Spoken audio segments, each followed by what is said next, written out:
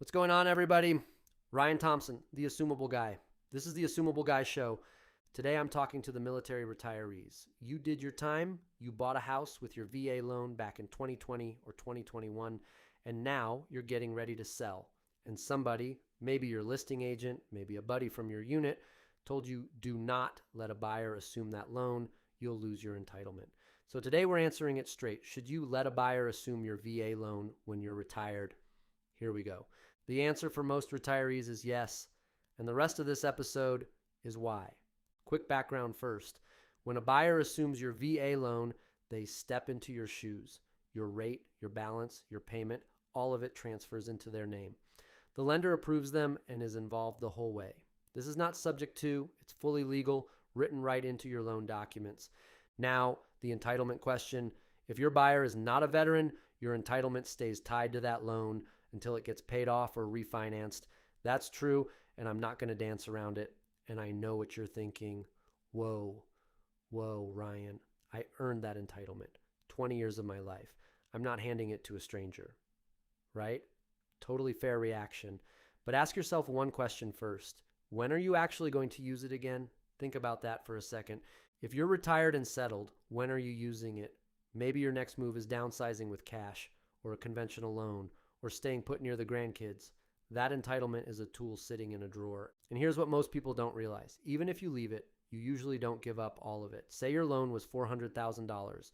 In El Paso County, the loan limit is about $806,000. Leave your entitlement on that $400,000 loan, and you've still got roughly $400,000 of entitlement left over. Enough to buy again with zero down if life surprises you. We can run your exact numbers before you ever list. One more thing on this. If your buyer is a veteran and they substitute their own entitlement, you get yours back, all of it. That deal costs you nothing. So the entitlement question only even matters with a civilian buyer. So that's what it costs you. Now let's talk about what you get. This is where it gets awesome. Your rate is the single best marketing tool your house has. Let me show you what it looks like. Say you've got $400,000 left on your loan at 2.25%. Your buyer's principal and interest payment is about $1,529 a month. That same $400,000 as a brand new loan at 6.5%, about $2,528. Your loan saves the buyer almost $1,000 a month. $1,000 every month for decades. So whose home is going to sell quicker? Yours with a 2.25% rate riding along, or the identical house down the street where the buyer needs a brand new loan at 6.5%. All things equal, right? And if a buyer is saving $1,000 a month for the next 25 years, would they pay a premium for your house?